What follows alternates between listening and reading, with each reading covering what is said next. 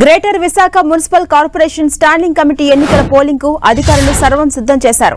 ప్రధాన కార్యాలయంలో ఉదయం 10 గంటల నుంచి మధ్యాహ్నం 2 గంటల వరకు ఓటింగ్ జరగబోతోంది. ఫలితాలను ఈ సాయంత్రమే వెల్లడించబోతున్నారు అధికారులు.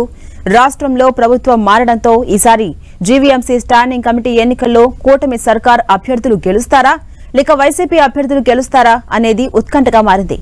ఇరు పార్టీల నుంచి 20 మంది అభ్యర్థులు బరిలో ఉన్నారు. 10కి 10 స్థానాలు కైవసం చేసుకోవాలని అటు కూటమి ఇటు వైసీపీ పోటీ పడుతున్నాయి. ఇరు పార్టీలు తమ కార్పొరేటర్లను శిబిరాలకు తరలించాయైతే ఈసారి ఓటింగ్ కు దూరంగా ఉంటున్నట్టు ప్రకటించారు సిపిఎం కార్పొరేటర్ గంగారావు.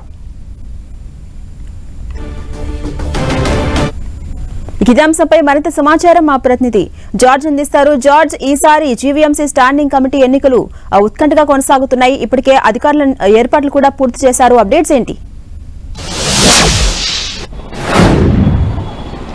మరికొద్ది సేపట్లోనే ఈ స్టాండింగ్ కమిటీ ఎన్నికలు జరగనున్నాయి. ఉదయం 10 గంటల నుంచి 2 గంటల వరకు ఈ ఎన్నికలు జరగనున్నాయి. ఆ తరువాత భోజనం అనంతరం ఈ కౌంటింగ్ అనేది ప్రారంభం కానుంది. 4 గంటల ప్రాంతంలో ఈ కౌంటింగ్ ప్రక్రియ కూడా పూర్తయ్యే అవకాశం కనిపిస్తుంది. అయితే ఈసారి ప్రతిష్టాత్మకంగా కూటమి ప్రభుత్వం కూడా తీసుకున్న నేపథ్యంలో ఇటు వైసీపీ నుంచి 10 మంది, కూటమి ప్రభుత్వం నుంచి 10 మంది అభ్యర్థులు ఈ స్టాండింగ్ కమిటీ ఎన్నికల్లో నిలబడ్డారు. మొత్తం మీద ఎవరికైతే ఎక్కువ ఓట్లు వస్తాయో వారిని స్టాండింగ్ కమిటీ అభ్యర్థిగా ఎన్నుకోవడం జరుగుతుంది. ఈ నేపథ్యంలో చూసుకున్నట్లయితే కనుక బలబలాలు తామా మేమా అంటూ తేల్చుకునేలాగా ఉన్నాయి. ముఖ్యంగా ఇటీవల కాలంలో జీవీఎంసీకి సంబంధించిన పలువురు కార్పొరేటర్లు వైసీపీ నుంచి కూటమి ప్రభుత్వం జాయిన్ అవడం, అంతేకాకుండా కొంతమంది జనసేనలకు సైతం కూడా వెళ్లడంతో క్రమంగా బలం అయితే పెరగడం జరిగింది. ప్రస్తుతానికి చూసుకున్నట్లయితే కనుక వైసీపీకి చూసుకుంటే కనుక 47, అలాగే ఈ ఏదైతే కూటమి ప్రభుత్వానికి చూసుకున్నట్లయితే కనుక 49 మంది అభ్యర్థులు బలం అయితే ఉంది. అయితే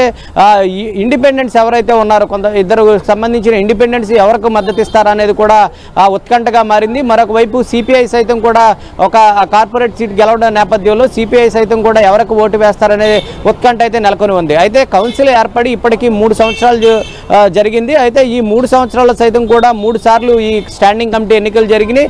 3 సార్లు సైతం కూడా వైసీపీకి సంబంధించిన కార్పొరేటర్లు 10 మంది ఈ స్టాండింగ్ కమిటీ ఎన్నికల్లో విజయం సాధించడం జరిగింది. అయితే ప్రభుత్వం మారిన నేపథ్యం, అంతేకాకుండా కార్పొరేటర్లు సైతం కూడా కూటమి ప్రభుత్వంలో జాయిన్ అయిన నేపథ్యంలో ఈసారి 10కి 10 స్థానాలు ఏ విధంగా అయినా కైవసం చేసుకోవాలని కూటమి ప్రభుత్వం భావిస్తూ ఉంది.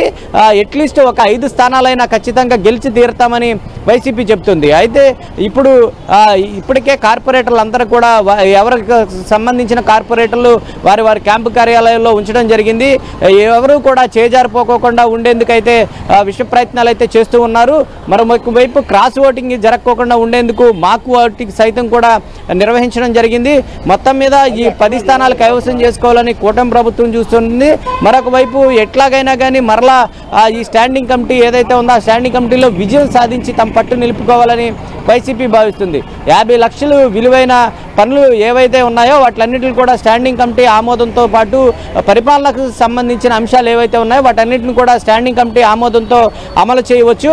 ఆ నేపథ్యంలోనే ఈ స్టాండింగ్ కమిటీ ఎన్నికలు అనేవి ప్రతిష్టాత్మకంగా జరుగుతున్నాయి. కౌన్సిల్ అంటే 50 లక్షల పైన ఏదైనా జరగాలంటే కనుక కౌన్సిల్లో పెట్టి ఆ తర్వాత కౌన్సిల్లో తీర్మానం చేసిన తర్వాత మాత్రమే పనులు అనేవి జరుగుతూ ఉంటాయి. కానీ అంతా పౌరు ఈ స్టాండింగ్ కమిటీకి ఉన్న నేపథ్యంలో ఈ స్టాండింగ్ కమిటీ ఎన్నికలు సైతం కూడా ప్రతిష్టాత్మకంగా తీసుకున్నారు.